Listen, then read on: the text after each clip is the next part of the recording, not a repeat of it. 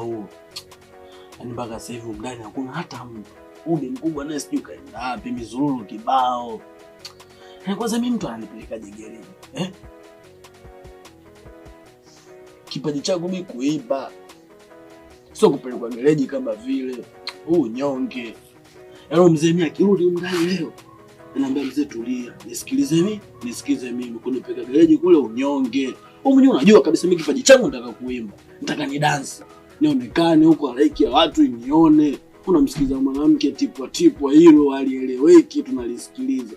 Huyo mwanamke atakuacha, ataondoka. Mimi ndo nakuzika sasa kama ujui. Yaani leo ukirudi mzee, bitaka nikuchade ukweli. Baada hizo haki.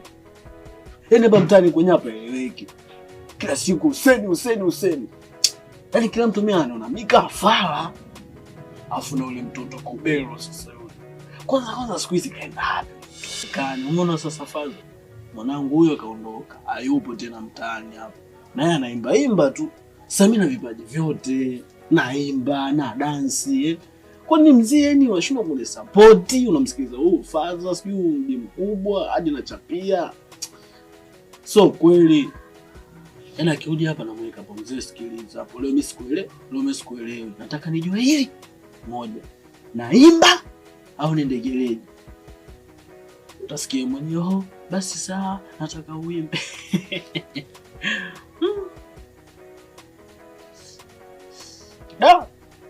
Sijui kwa nini yaani waligundua hichi kitu hichi.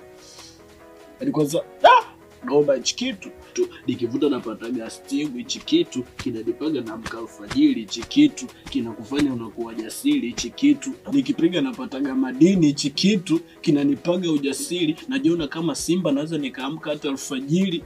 Noma sana. Yaani aligundua hichi kitu ana akili. Kwa sababu gani? Mimi mnyonge. Afu nifaza mimi namuogopa. Kwa hiyo nisimuogope na ni mchana ukweli wake. Lazima nipige kitu.